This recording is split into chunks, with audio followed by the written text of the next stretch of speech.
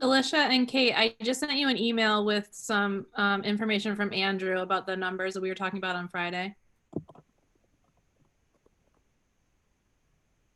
All right, we are live. We are live. Great. Well, thank you. Today is Monday, the 6th of April. This is workshop number 2 for our annual review of the Scarborough School budget. Can I please have today's attendance? Oh, yes, you may. Ms. Durgan? Here. Mrs. Sorry. Giftos? Here. Dr. Gill? Ms. Casalonis? Here. Ms. Layton? Here. Mrs. Seither? Here. Mrs. Turner? Here. Ms. Caldwell? And Mr. Bennett. The students are doing their homework. Good for them. Okay. If you join me, please, for the Pledge of Allegiance. I pledge allegiance to the flag To the flag United of the States of United States of America, America, And and to to the republic to the republic which stands, for which it one stands, nation, under under God, one God, nation, under indivisible, God, with liberty and justice for all. liberty and justice for all. Hey, welcome everybody. I think we are pretty familiar with the norms, so I'll skip that piece. Today, our main objective is to continue to share the departments with the budget. And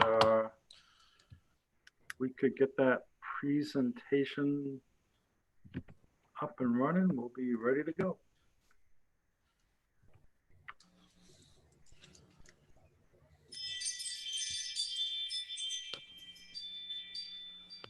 Okay. So Sandy, I dropped in this extra slide before we start in with special services on the agenda that we had set up. Right. Because on Friday, we mentioned that the Anthem rates had come in and that they were substantially lower than what we had budgeted for, which is really nice news. And so over the weekend, I went back and redid all the benefit lines in the budget and came up with some new bottom line numbers. So I don't have last week's numbers up here, but they have reduced considerably. So I thought it would be kind of cool for us just to have those new numbers up here.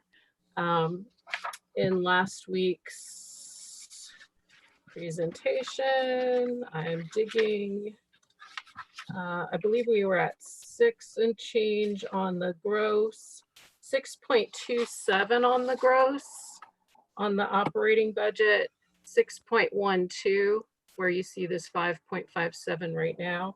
And our bottom line on Friday was 5.79 on the tax request. And we now are at 5.2 as an increase on the tax request.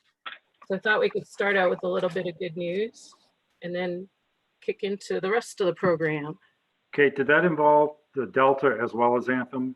It did. I focus on Anthem because Anthem is over $250,000 change, and the Delta change was under $10,000. So okay, as much as I am happy to take that, it didn't really move the needle very much.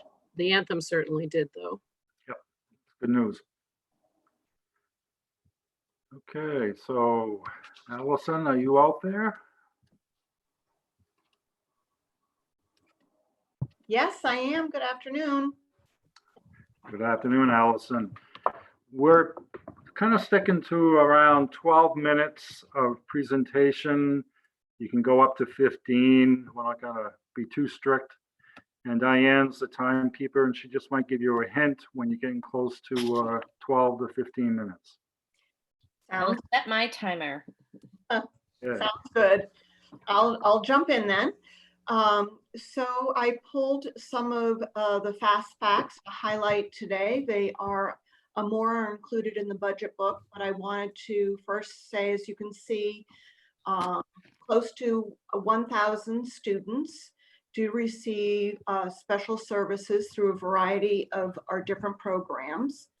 I wanted to note that we have 86 ESL students representing 26 languages. And this has gone up from a 2.3 to a 2.9 percentage over the course of this year, given students coming from Westbrook as well as Portland. So we're up 19 students in ESL. I speak about here the number of students who receive some of our related services in special education. I wanted to highlight that we, with Peter Esposito, started a culinary arts program this year with 6 students participating. And last week for their virtual lessons, Peter did a video about how to make pancakes, and the assignment was for the students to make pancakes for their family. And one student even went above and beyond in the baking unit and baked his family a cake and with icing and took pictures and shared with everybody. Awesome. I wanted to highlight last year we had 81 students receive extended school year services. That's about 20%, but I think that will be an important number for us to think about with potential unexpected costs due to COVID-19. And lastly, I just wanted to highlight our Unified Basketball League. Middle school's been having their Unified Basketball program for a couple of years now. And this year, the high school started their program. And for anybody who went to the middle school or high school games, it definitely put a smile on your face. It's fantastic. Very excited about that. So for this budget, it allows us to meet the needs of students in a couple of different ways. Kelly Mullen Martin spoke about the behavior specialist position in the K-2 budget. So currently special education has one full-time behavior specialist at K-2. In January this year, she had already been involved with 63 students. That was our entire total of students that she was involved with last year. So there's a significant increase. I had originally put forward looking for 2 more behavioral specialists, 1 in each school. And then in collaboration with K2, we are proposing to go to a shared model like social workers. So that put the original ask of 5 FTEs down to 2 using this blended approach. Secondly, our speech and language services, we service 165 students with 5.8 speech pathologists. One of those speech pathologists deals totally with students who use assistive technology for their primary mode of communication. The 0.8 position deals primarily with phonological disorders, which is a direct link to reading.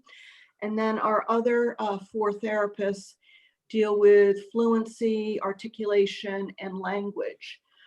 The challenge is that all of our speech therapists have to go to multiple buildings in order for us to meet all the needs of our students. So by adding a speech pathologist assistant, which could work under the supervision of a pathologist, so a lesser financial ask, this would give us a bit more latitude right now and minimize wasted time in travel between buildings. We still have a bunch of little ones coming in. Right now, as of today, I guess, we had 31 students coming. With that, 10 of them require some level of adult support, 6 of them requiring one-on-one adult support. So hence that request. Earlier in the year when this budget was first put together, we were expecting 34 students. and only 3 with adult support. So you can see this number will change quite a bit. Some of the challenges that we're looking at currently is a number of these students are in referral, and CDS currently cannot do evaluations. So that will impact us in this whenever school reopens. And if it doesn't for CDS, that will impact us in September with a number of referrals to complete. And lastly, as Sue Ketch spoke about a high school social worker, we currently have a 0.5 social worker who might be retiring this year. And if that staff person retires, Sue and I would like to increase this position to full-time. So that's a shared model. So 0.25 would be through special education. We would want to have those services go to providing direct services. We currently have 100 students with 1.25 FTE serving them at the high school, because we have other services just working with our school avoiders. I think Sue spoke about having this 0.25 assist them in 504 management. Special services would like the 0.25 to deliver direct services. And then the last slide that, if Kate can move up the last slide, great. This slide actually has completely changed in the last few weeks, given the distance learning that we're under. We potentially will have many unexpected costs. We potentially, due to any significant regression above and beyond what maybe all students might have, for special education students, that may come in the form of providing additional services, additional school year services. So as I said earlier, right now we have 20% of our population that is already qualified for ESY. There's a likelihood either this summer or in the fall, somehow more services will also be needed. Currently, we cannot conduct evaluations, and so all of the students for initial or triennial evaluations are on hold until we reopen. That will be a significant impact for staff to complete these in our 45-day legal requirement. Of course, we do have additional services that we have needed to provide for some students so they are able to access any type of remote learning. So that was an unexpected cost.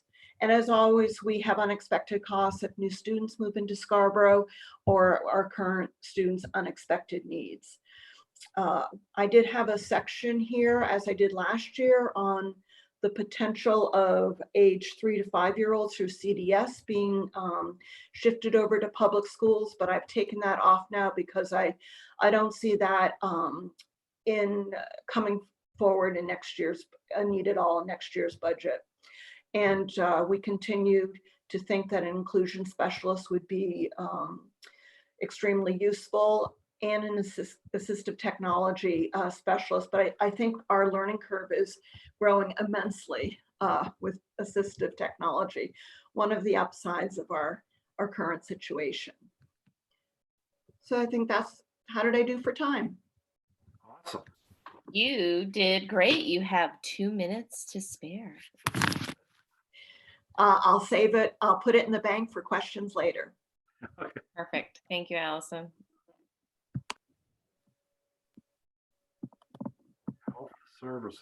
So I'm going to give the overview for health services. Again, we are really blessed to have a number of school nurses that help us to ensure student health and safety during the school day. I meet with them on a regular basis, and they're just an amazing group of folks, as I'm sure that you would all attest to if you have kids in the district. So this year, if we look at what health services was able to provide, they provided flu clinics in every school, and you can see the numbers there. almost 350 students and over 150 staff were vaccinated during those clinics. Last year, we had over 13,000 clinic visits. And so, that is just a testament to the fact that those ladies are busy in our clinics every single day. If you visit any of the schools, there's really not a lot of downtime that happens in our clinics. Our nurses also provide all of the suicide awareness training that we're mandated to provide for. They trained over 600 staff in both our schools, in public safety, for community service, the public library. And so they take that on for us. Something that you may or may not know about is that we do have Narcan in all of our clinics now, just in the case that there was the need for that in our schools, either, for any reason, a guest visiting the school, someone having the need for that, and we coordinate and work with public safety to make sure that we are provided with that. The challenge for health services, there are a few challenges that you're probably somewhat aware of. First challenge would be the new immunization laws, and those will go into effect for the 2021 school year. So we still have a little bit over a year to get prepared for that. But I think most of you are aware that there will be mandatory immunizations required in the state of Maine unless a student has a medical exemption. And immunization is an area that our nurses spend a lot of time on already, making sure that everyone is meeting the requirements or that we have files and paperwork on files as needed. Our school nurses are also charged with making sure that they're following any of the legal requirements around the administration of medical marijuana to students. Again, if you are on the school board policy committee, you know that is a policy that we've been updating and making sure that we are following. That was Allison's beeper, not mine. But making sure that we're following all of the legal guidance. And then another challenge, although this is one that other partners within the school are helping with, is in regards to sexual abuse prevention and response.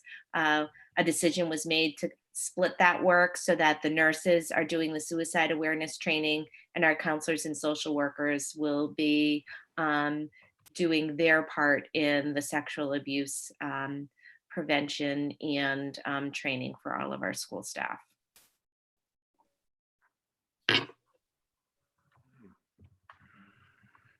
I think before we go off of this slide, Diane, I just wanted to say that anybody who hasn't had a chance to look at it yet, and the budget book on page 30 is this just amazing bulleted list of everything that our nurses do for us. Yeah. And remember that this is a team of 6 people, I think, and then 2 LPN assistants. And the fact that they manage so much for our district, it's remarkable. As much as they spend all of their time doing everything they possibly can for students, they're also there for staff as well, which is really helpful to me at central office. Just an outstanding crew. Mm-hmm. They really are. I've really enjoyed getting to know each of them and working with them on a regular basis. Okay, thank you, Diane. Wonderings and questions? I had a question for Allison. And I may have missed this because I had to pop out for a minute, but you had said that on your slide that you thought that one of the unexpected costs would be time or pay to have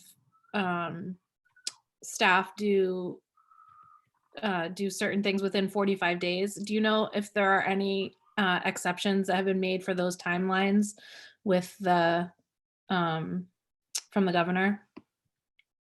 That falls under the federal guidelines.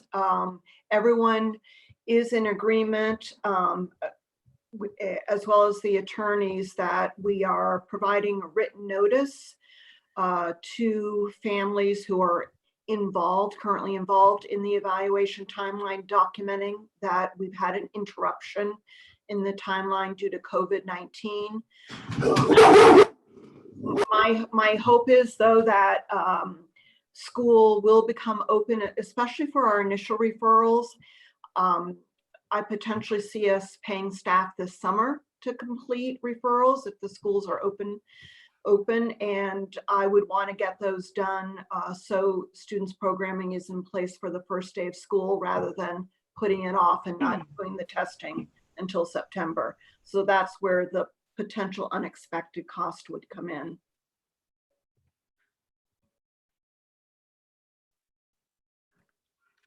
Other questions?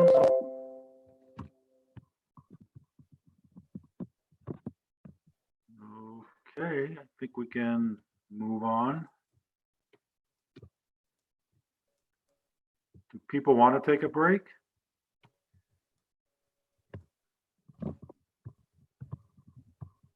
I don't even. Are we too generous? We moved pretty quick, so. I'm fine. I don't need a break. Sam? Yeah. Awesome, guys. All right, All right, everybody's feeling brave. We'll just keep on trucking.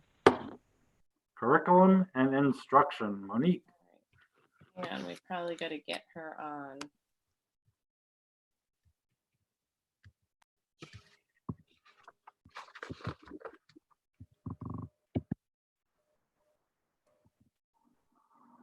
Good afternoon. Good afternoon, Monique. How are you? Monique, we're kind of trying to stick to 12 to 15 minutes. And if that works for you, if you need more time, we certainly can negotiate that.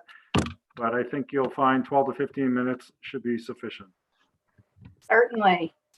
And I will try and do a little better than that while covering all the bases. Thank you. So in terms of return on investments and celebrating our success, a few fast facts, our data-wise improvement process is becoming what we do. And as you'll know, during this time of school closure, extended school closure, we've been acting, assessing, and adjusting as we go along, almost on an hourly basis these days. But our focus this year and our district-wide goal has been to build assessment literacy. And so this year we began with using the iReady diagnostic as a screener to find out what the instructional levels are of our students, and then use the online instruction component to target instruction for students. And as you all know, we are leveraging that resource in our online distance learning environment. And I noted at the board meeting Thursday night that in the past week or so, we've had about 93% of our students completing lessons in reading and 95% of our students completing lessons in math, and that is across K-8. So that runs about $16 per student. We have been reviewing the growth data from fall to winter across all grade levels. So in reading, just in short, we went from 49% to 58% of students at or above the year-end target. And note that this is in the middle of the year, so our students are doing quite well. In math, we went from 40% to 53% at or above that end of year target. And again, we assessed in January.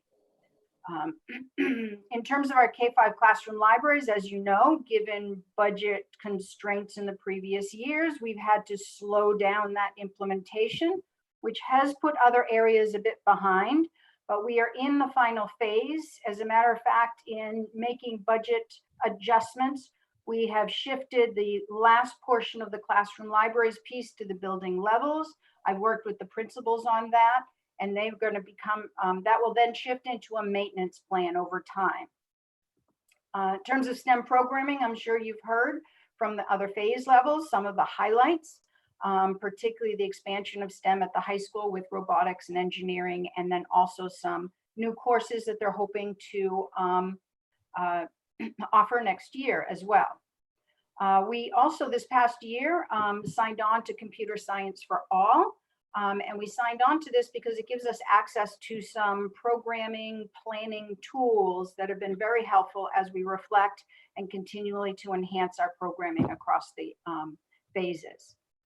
And lastly, in terms of quality instruction and coordination of our curriculum, the coaches on recommendation from the principals this year was to shift and help coordinate that building assessment literacy. And so many of their coaching cycles prior to the extended school closure focused on tying the data pieces to student learning. So we were getting up and running with that just before we had to switch a few gears. So this budget in the curriculum area allows us to provide a K-8 math curriculum with up-to-date online resources and offline resources. The current copyright we're operating off of, the earliest copyright, this is K through 8, is about 2010. So we are proposing moving to a 2020 copyright. The materials have been revised based on teacher feedback, and they've been doing research on the material's effectiveness over time. Our online platform that we have become dependent on is no longer available because it was based in Flash. So that will be sunsetting, if not already sunset. This cost, we took a look at materials across my budget lines, and we have offset some of the classroom library pieces. So as opposed to the full $130,000 ask, it is closer to I believe it is at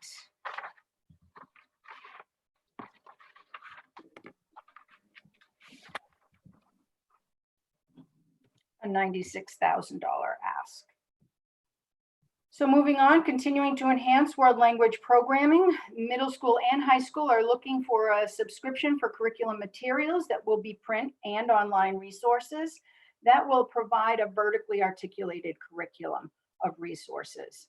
We are moving, have been moving over the last 9 years at restoring the world language curriculum as a result of budget reductions back in, I think it was 2009, 2010. And we are just, this next year, we'll be at a point where we will be back to those levels in terms of our the performance of our students and their ability to access level 2, world language level 2 courses. So these materials will help us out quite a bit. And I believe that's a $26,000 ask. That's an online subscription. The high school's ask is in their budget. And then lastly, this budget will allow us to continue with the iReady, the diagnostic online instruction, the assessment, and the toolbox. I've managed to eliminate about $22,000 worth of subscriptions that were either underutilized or overlapped with other components of online applications that we have. We've also moved some funding over to the IT department because they were more productivity rather than instruction. But we still will need about, I believe it is around $22,000 in order to fund the teacher toolbox, which provides teachers a whole range of offline and online activities and ideas and resources to meet a wide range of students' needs. This one will be particularly helpful as we come back into session and work with our teachers on how to differentiate their instruction to help meet that wide range of student needs that we know we'll have coming back into session. And then some challenges moving forward. We, in our focus on developing assessment literacy, our folks are asking for more data. That's the good news. Our challenge is within our data analytics application and with the requests, we are sometimes challenged with being able to efficiently and in a timely way provide that data and those data analytics opportunities for staff. So what we're going to do is we're going to continue to look at our current related technology positions. We're going to continue to brainstorm and think about how we might be able to move in this direction a bit, and we'll also leverage any retirements that are coming down the pike potentially and see what we can do. Likewise, another challenge moving forward is to expand opportunities for teacher and staff professional learning. This is going to become even more important as we work to phase in our students as they come back to school. And that is really in looking for time for teachers to collaborate and prepare lessons. But also, as we were building this budget, we have always been careful about our national conference participation and regional conference participation. And we would like to try to expand that at some point in time. And I think that is it, unless there are some questions. I have a couple questions, Monique. The first one is the when you said that the online platform that has been used by teachers and staff for math is going away. Is that being replaced by anything, or is that just not an option anymore? The online activities and presentations and also the student portal, it was called Think Central, is going away. We purchased it when we purchased our titles. We purchased a 6-year subscription to that when we did the initial purchase. And then over time, I've been negotiating it at a significantly reduced cost, all the way down to free the past year, because it's Flash based, and it just won't be available anymore. So is that, will they still have online access to their textbooks the way they do now? No, that platform will be gone starting Okay. this. It'll be gone, and they won't. It has, what they are telling us, it has been sunset. Okay. And then my second question is the toolbox that you were talking about for iReady.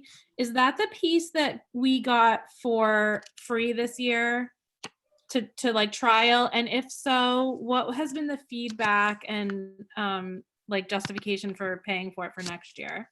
Sure. We got 2 components of iReady for free. One component is the online instruction that many students are accessing now. The other piece is called the Teacher Toolbox. Teachers are finding that almost more valuable than the iReady, the online instruction when we were in session, because it was an entire library of online activities and resources, enrichment supports for students via their entire K-8 math curriculum and their what was once called Brigadance, their reading resources as well. So I have not had a chance to collect formal feedback from staff. We had just rolled it out during the second round of training that we did with iReady, which was in late January and early February, and then March happened. Okay, thanks. I had heard anecdotal evidence just from talking to teachers that they really liked it. I just was wondering what you had heard too. So. Yeah, I have not heard any negatives about it. I just have not had an opportunity to put a survey out there yet to folks. Yeah, thanks. You're welcome. Any other questions from Monique? Thank you so much, Monique, and we appreciate your time and the work that you do. Thank you so much. Technology.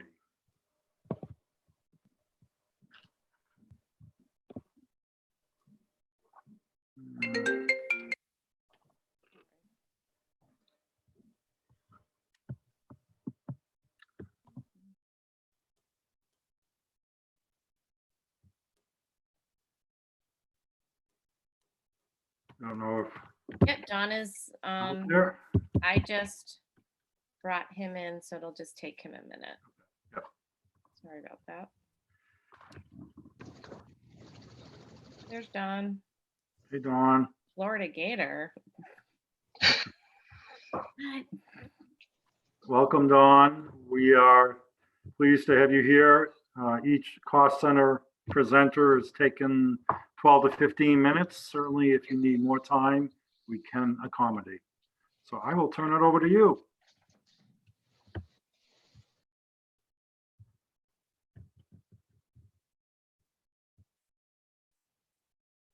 Mouse died. Hey, Don, welcome.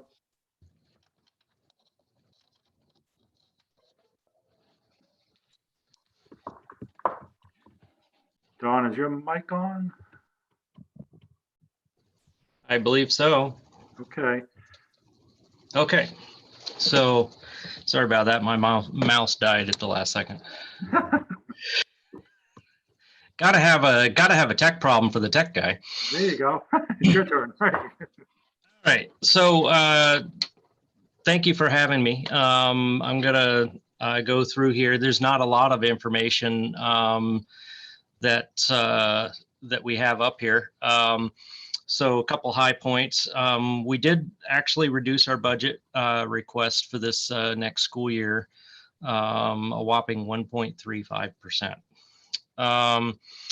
Our work this year shifted dramatically in the recent months, but during the course of this year, we had some shifts in personnel. We had several people that that chose to retire, so we had to create a new team, a student data system team. In the process of doing that, we made a decision to go ahead and actually build it from a slightly different direction of bringing everybody together so that we could have some redundancy in the staff positions that we didn't have in the past. We also completed the computer refresh for students and teachers in grades 3 through 5 at Wentworth. We implemented a single sign-on portal for students, and that actually ended up being very good idea for us to tackle it at the time that we did, because it's allowed us to take our K-5 students online. We got it in place and started testing it right after the first of the year. And we sped up the implementation into the grades 3 through 5 just in time to send Chromebooks home and start the remote learning. And we've been working on some infrastructure updates. That's all the wires and blinky lights in the walls and the closets. And let's see here. There we go. So next year's budget, we would allow us to go ahead and work on the K2 students and teachers refresh, as well as the high school student computers.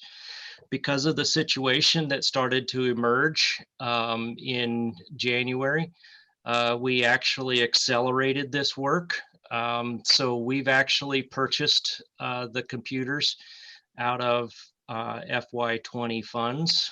And actually that's what allowed us to facilitate the Chromebook handout that we did last month, 3 weeks ago. That otherwise we would have run out of devices to be able to hand out to all the children, the students in K-5 as quickly as we did. They had actually come in the week before, and my team was able to turn them around and get them back out in the hands of students in slightly under a week. We are, as Monique had pointed out, we're consolidating the software. We've been conducting a year-long inventory of software that's being used throughout the school district. We've agreed to separate those between what I call an operations or productivity software versus educational software, so that we can keep some very clean lines along who's purchasing what and who's maintaining the licensing, so we don't have anything drop through the cracks. And we've got an ongoing schedule for the infrastructure upgrades. That's something that we'll be doing every year till the end of time.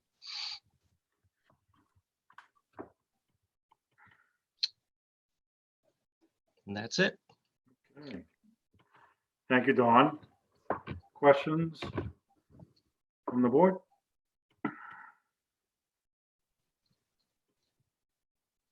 Yeah, I have one question. Don, you mentioned that the refresh, you already purchased the computers out of the FY20 funds. Was that for the high school as well as the K2 ones, or just a portion of those? And does that, I guess, reduce our ask then for F21? Actually, we first of all, we went ahead and purchased the student computers for K2 as well as 9 through 12. And it actually put us on schedule for the refresh for middle school, which is the school that has the MILTI program. This year, this coming school year is the bridge year, is what the Department of Education is categorizing it as.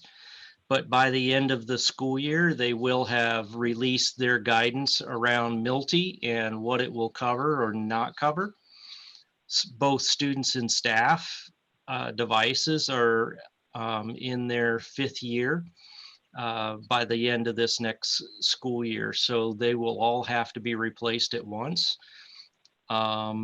It may reduce our ask slightly, but I went ahead and budgeted it for the full amount. And then if we have the money set there and set it, we can set it aside. The following year, there will be a pretty good reduction in the amount of money that has to be spent. I've actually started to work on a year-over-year budget projection. FY22 is looking really good because we should have a significant decline in purchasing for that 1 year.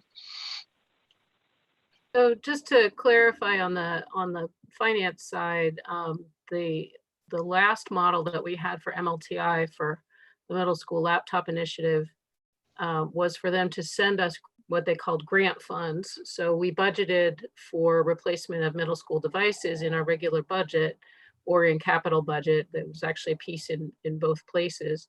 And then the state sent us $131,000, which we then applied as revenue on the other side of the budget. So that's happened for the last 3 years. But for FY21, they've said, we're not doing that, and we're not really sure what we're doing. So Don and I thought it was prudent to at least put the expenditure amount into the capital and operating budgets to replace those devices, because as he said, they're going to need to be replaced one way or the other. And what we're hoping for is that by the end of FY21, we've received some kind of offsetting revenue to help us pay for that. Thanks. Any other questions for Dawn? If not, Dawn, I just want to acknowledge for the public that you are shared between the school department and the town. And we appreciate your leadership. We know that particularly the last month or so, you were right out straight with your team, and that should not go unacknowledged. I just really think it's important for the public to know your role between the school department and the town, and I appreciate your leadership. Well, thank you. And I'll pass that on to the rest of the team too. I appreciate it.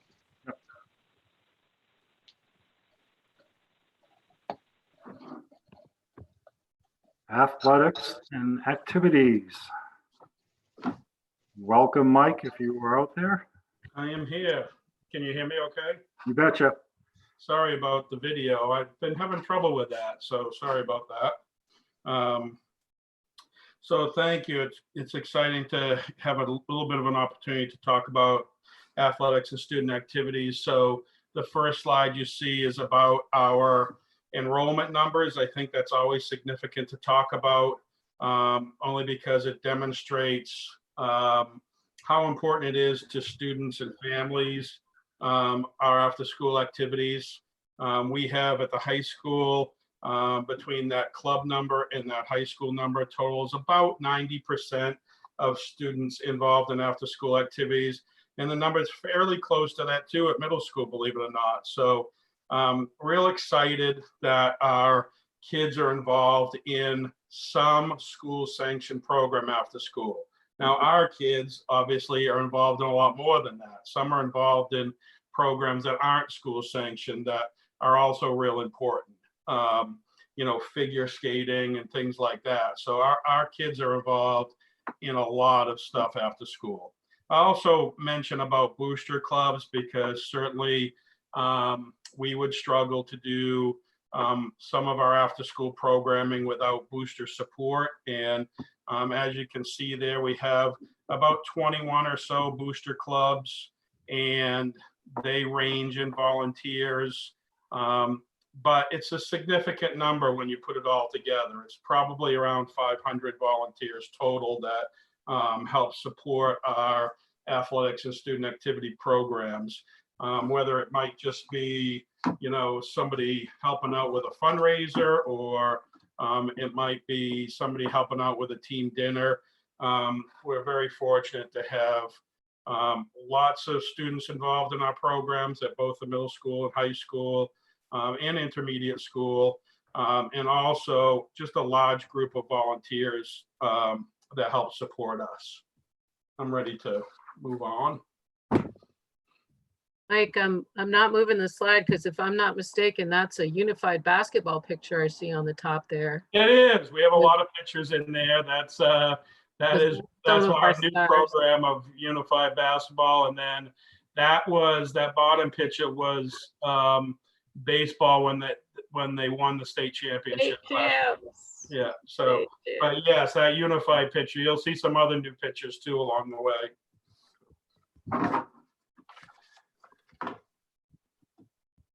I'll just point out that these are some of the programs that that you'll see on the right-hand side. A lot of the programs a lot of the things that we asked for, and on the left-hand side, and on the left-hand side were those things that the budget was able to support this year. And I'll just point out that one of the exciting things this year, I think, is that my mantra for the last 10 or 11 years has been that I wanted to try to get the athletic activities budget to a point where we weren't so reliant on parent support groups to fund the essential components of our program. And with the exception of one or two gaps, I think that we can say that we're pretty near the point that although they might not get all the things that the coaches and kids have come to expect, there would be, in most cases, not every case, but in most cases, the school budget does support the program running, which was not the case 10 or 11 years ago. In fact, when we first started, there was not one program that didn't need booster support. Every program needed booster support, or we wouldn't have been able to offer it. So we've made some great gains. So these are all programs. The other exciting thing that I'll tell you about both sides of that column is that most of those things, besides the staff people that I was asking for, most of those things are all generated from student interest. So, we were able to get the VEX robotics going this year and want to continue that great work. In fact, I think they qualified for championships this year, their very first year. And the pep band, we were very fortunate to be able to start a pep band that was funded by the band boosters for just the first year. That's been a great addition to our after school programs. We have a great pep band advisor that's working with Ms. Richardson on that. The buddy system is a program that's run for quite some time now, but where it's so connected to unified sports, we thought that we should invest some resources in that to try to pay for an advisor to manage that. As Allison spoke about earlier, we're so fortunate to be able to have the unified program this year. Unfortunately, the way things ended with the program, it didn't completely end as we had hoped to. Things got kind of, put aside when we were because the coronavirus thing kind of derailed kind of the end of Unified, but I think it turned out to be a great program, a great addition. It was probably one of our more the programs that we attracted some of the largest crowds at, which was great for our kids in that program. So the buddy system kind of supports that program, where all of the Unified programs require there to be partners. So you have the student athletes, and then you have partners. And so we're thinking that there's a great connection between the buddy system and getting partners for, you know, the Unified program. And you'll see the middle school programs that have been running for quite some time.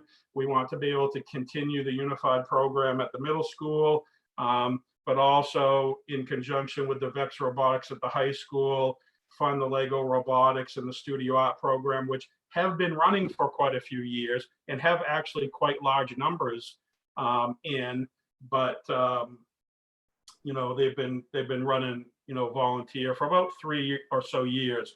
Diane may be able to even speak about that a little bit more if people have questions, where she lived it for quite a few years. Sure. Some of the unmet needs you'll see there, but you know, I point out maybe alpine skiing, but you know, then again, if we can get a coach and we can get the program going, they do have some funds in an account, albeit not quite enough to run the whole program, but there are some there. And if we can get a booster group going to support those things, then I think we can move forward. I will say before you go on, and I know you're moving that slide, Kate, but I will say that I just want to mention that broadcast group, that they've done such great work with live streaming, and that's really become, I'm hoping that in the future we can kind of take another look at that program, but that's become such a great asset, not only for those students that are interested in media or communications or those sorts of fields, but it's been a great resource to our community as well, frankly. The number of live stream events that we offer now has just dramatically increased. And it's really that group of Eric Huntington and Dan Crowley, one of our teachers, who are really kind of leading that. And they've done just a fabulous job making that kind of part of what we do now. And there's kind of an expectation that we will do it. So I can go on now, Kate, thanks. And then we talked about, I mentioned already some of the successes and accomplishments, and I mentioned about the live streaming and the starting of Unified and those things. I'll also just mention that we're also real excited about hosting some of the events that we hosted this year. We did host the Regional One Act Play Festival, which was a great success. We hosted the State Academic Decathlon, which changed this year, actually. It was just a Friday evening instead of a whole weekend kind of thing.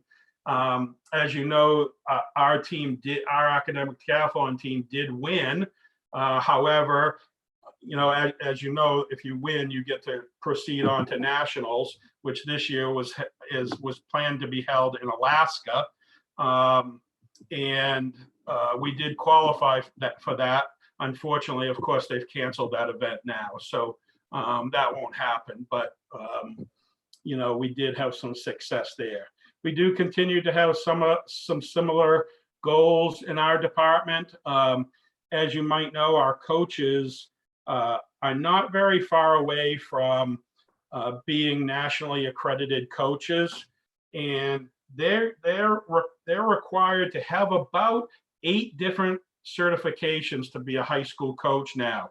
And so with a few more opportunities, then we would be able to say that our coaches are nationally certified, which I think is a great asset to our program. So the money wasn't there in this budget to do that, but we're hoping to keep it down as a goal and see how we might affect some change with that. So you can see a little bit about there, and I can keep going now, Kate. I think maybe one more. And then I just wanted to show you all of the programs that we have to offer. You know, sometimes I stand at those 8th grade step up nights and other opportunities and say, geez, I really don't know.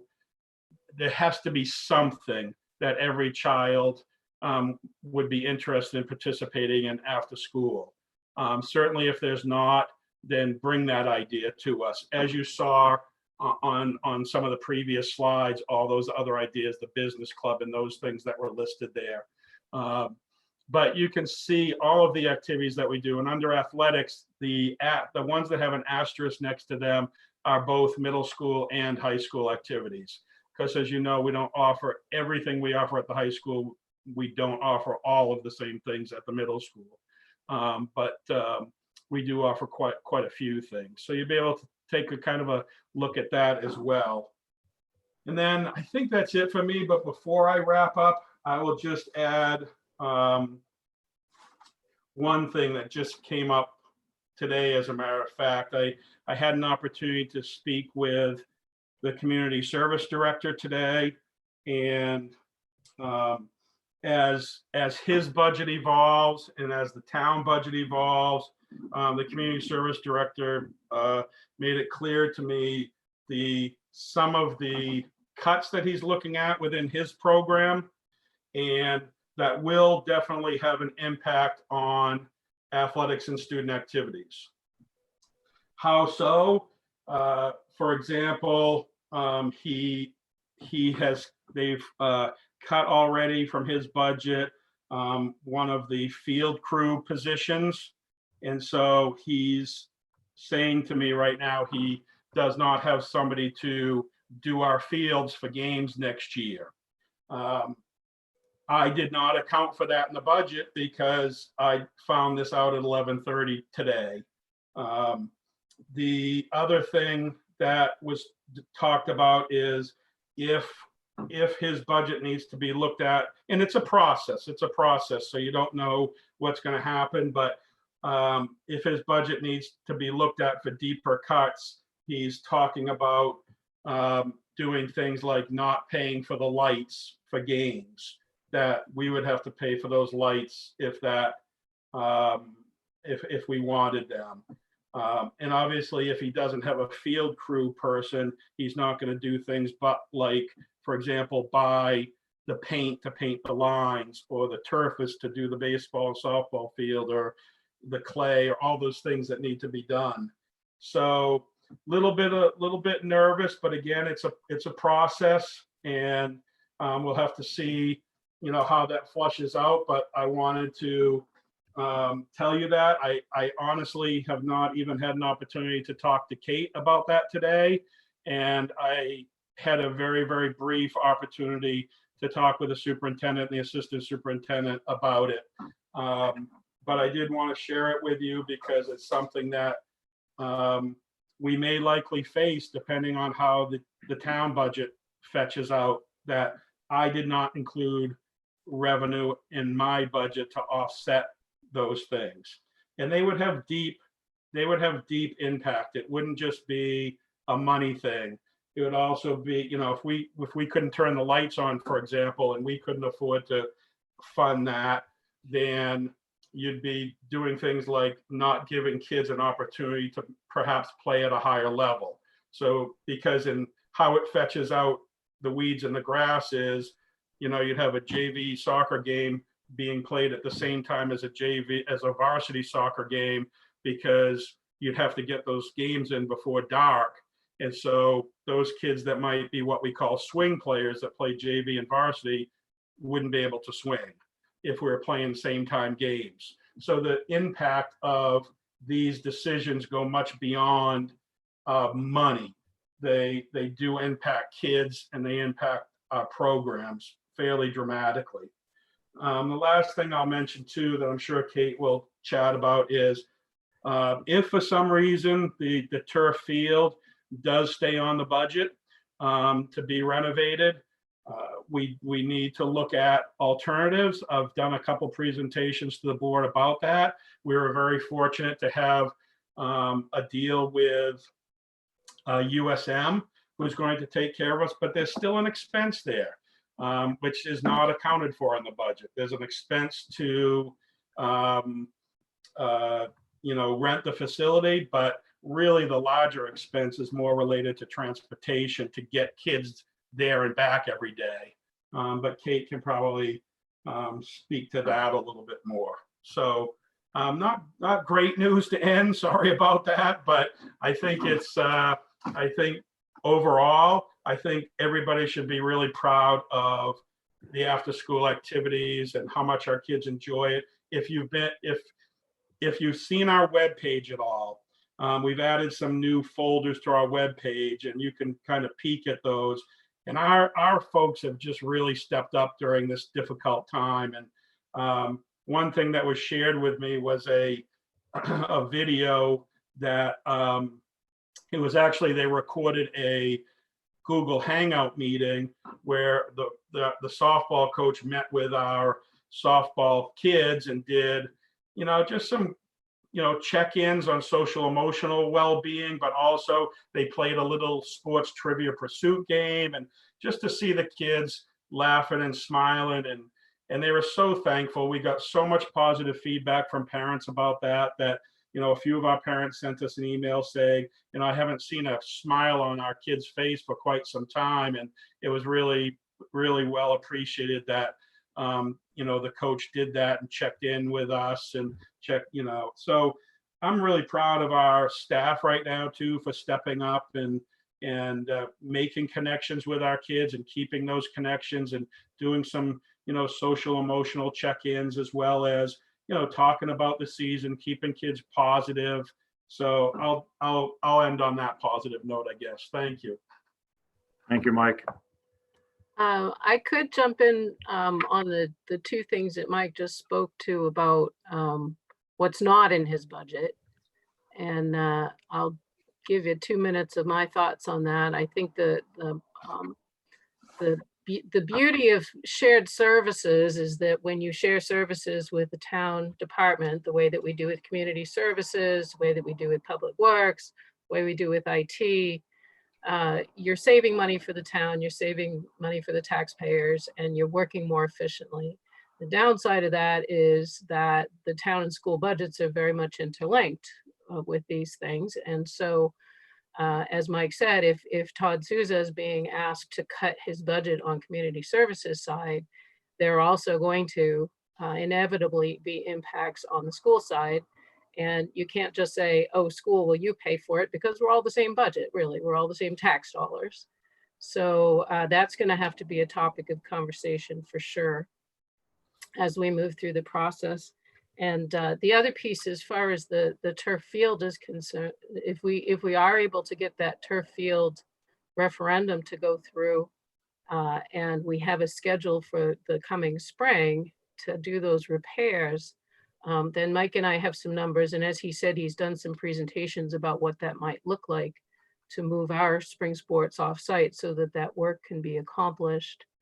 And I think that we'll be in a pretty good position in terms of what we've built into the existing transportation budget, but we do need to take a closer look at that. And I'm guessing that we'll know more about the referendum and what the plans are for that as well as we move forward. Thank you, Kate.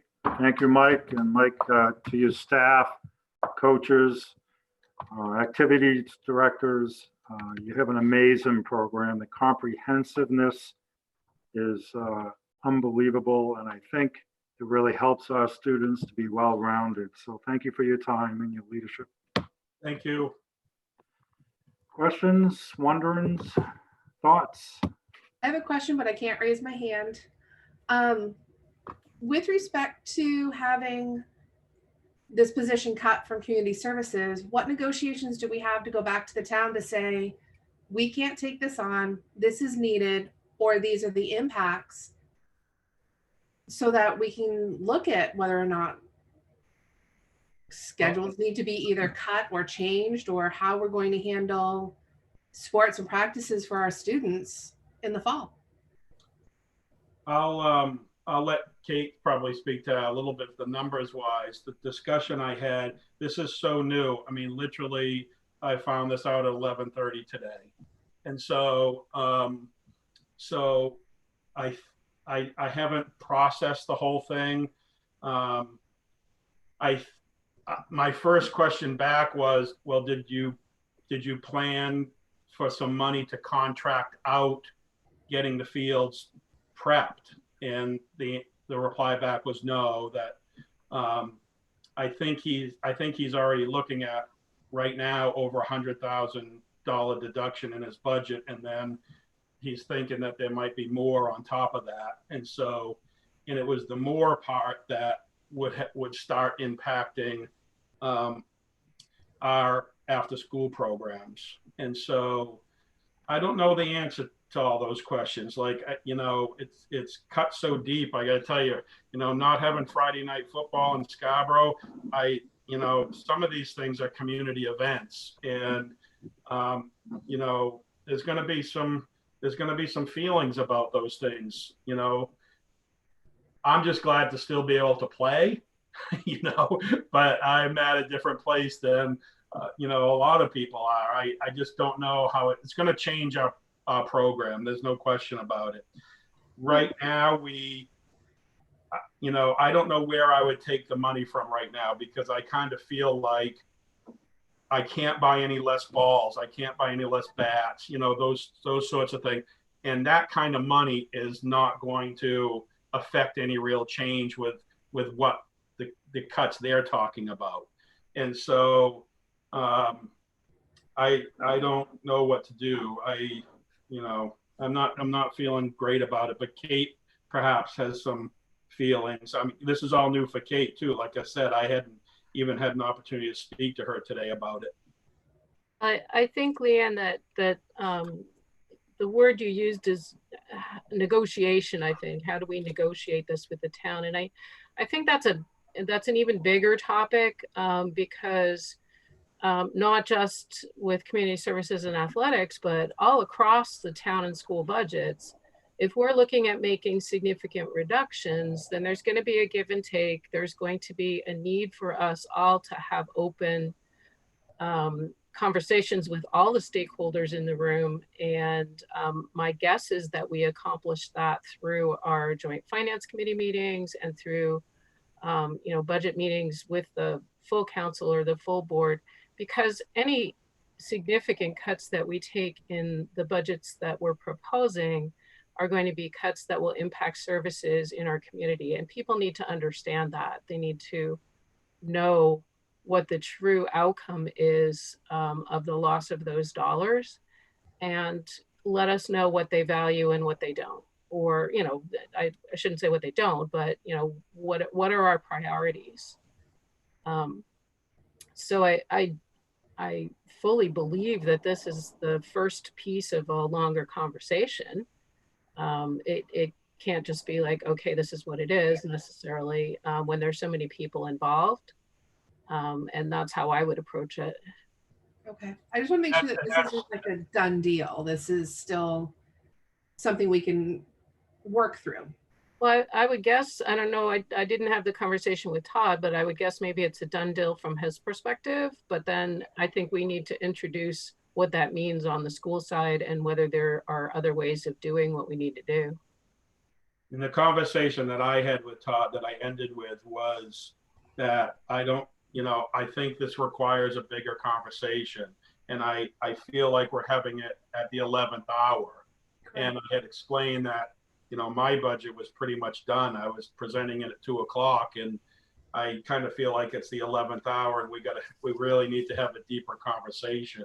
So what he shared with me was that if they go deeper with their budget cuts, then that's when he's going to have to look at those things like paying for the lights and things like that. So I see. You know, it's a process. So yeah. We'll have to see how that plays out. But I asked for and would hope that we'd have some deeper conversations with more people in the room than just that kind of quick conversation today on the phone.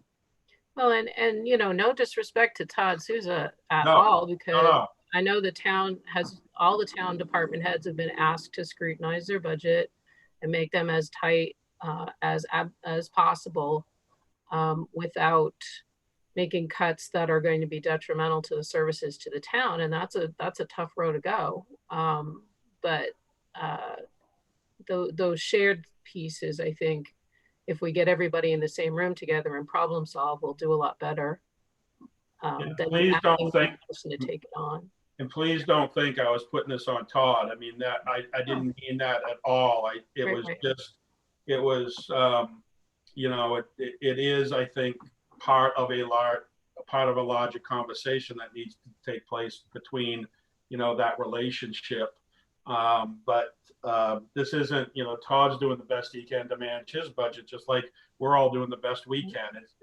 It's not a personal thing. And so I hope I didn't make it sound that way. No, not at all, Mike. This really was just coming down to thinking of how many of our students are going to be impacted by this. You know, it's just long range. There is just so much impact with a decision like that. That's all it was really. And I never thought that you were putting him out there. This is just took a lot of people by surprise, yourself included, I'm sure. No, absolutely. And we'll approach it in the spirit of problem solving and see how those conversations go. Okay. Thank you, Mike, again. Thank you. Wait, actually, I had a question for Mike. Sorry. Oh, yeah. Go Do you ahead. too, Sarah? I'm here. Yep, go ahead. So I guess I know that we have this shared model. So I have two questions. One is that I know we have this shared model with the town, but like, I know I was really surprised to find out like we rent the snack shack and some other stuff. So do we like pay the town to use the fields? Do you know what I'm saying? I mean, Yep. Yeah, we have, it is quite an interesting relationship that's actually evolved over the years. One thing that we've always done is we've always paid to use the Snack Shack facility. We pay a rental fee. At one time, and this was before Todd was community service director, the previous community service director, I had a discussion with and actually offered to take over the whole concession building down there at the turf, because I thought that I could pay less money to run it than what I was getting charged. exactly. But anyways, that was quite a few years ago. But no, we've always paid for that. I think we have not paid a usage fee. And we do have that priority system. So we're still a priority one user. So I can bump things for our school programs and things like that. That's still in policy right now, that priority system, which is really great. And so we don't pay for fields, but and Kate will tell you, is we certainly pay our fair share of things. We paid for the backstop fencing. I pay for a pallet of product to help with the fields every year. We pay for, we've paid for the sound system. We paid to put in the batting cages. And that's where, boosters have been really helpful too on those things. Right.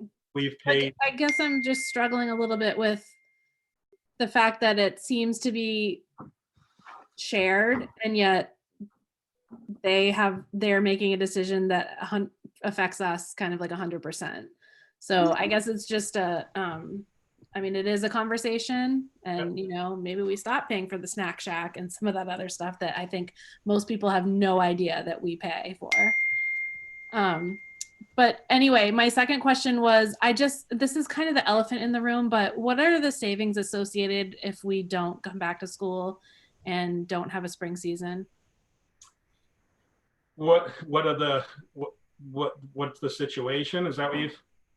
No, like what would how would there be savings associated with that if there was no spring sports season?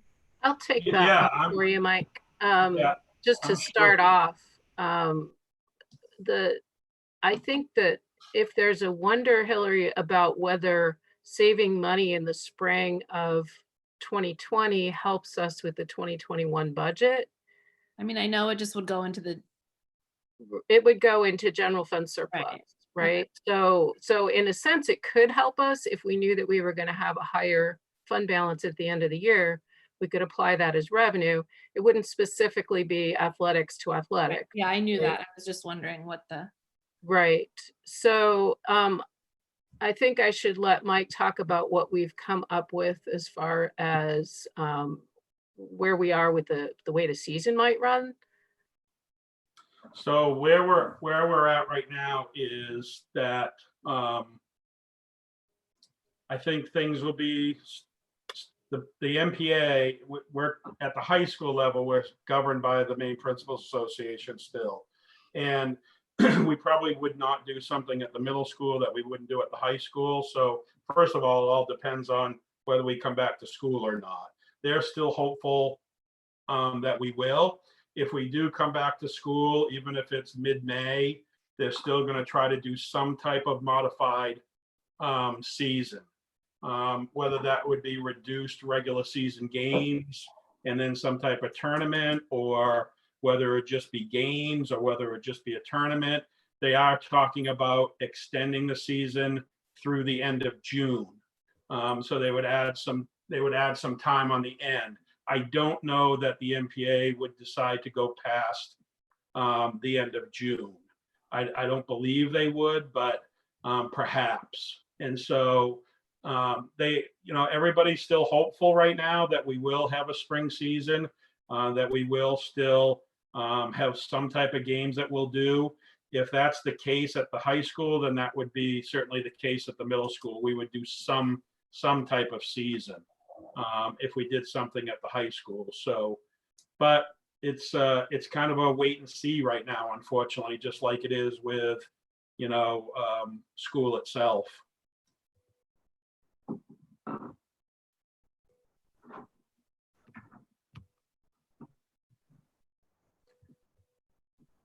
Anything else from the board? All righty. Thank you, Mike. Thank you.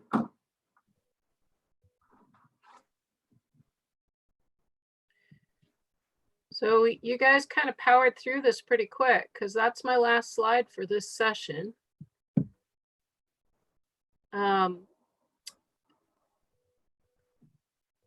We're at 3:21 though, so that's pretty outstanding. You guys were just afraid of Diane and her timekeeping, I think.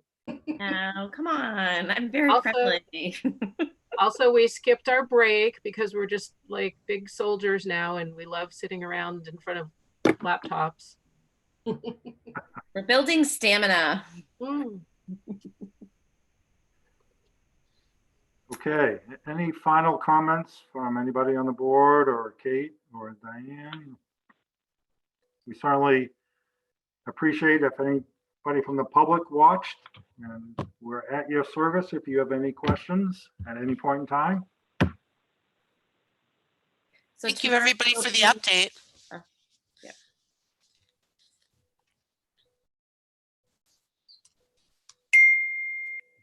So I was just going to add that. So tomorrow we'll be wrapping up our workshops. We'll hear about transportation and facilities and maintenance, and then capital projects, followed by central office, adult education, and school nutrition. So, and then our tour of the budget book will be complete.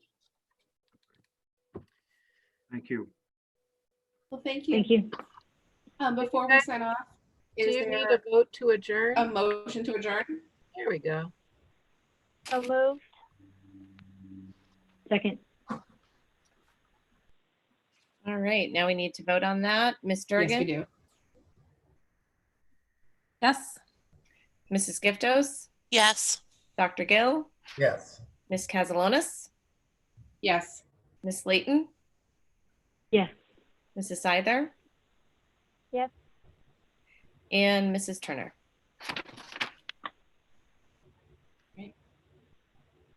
Thanks, everyone. Thank you. Thank you. Have a Bye. good afternoon. Bye-bye.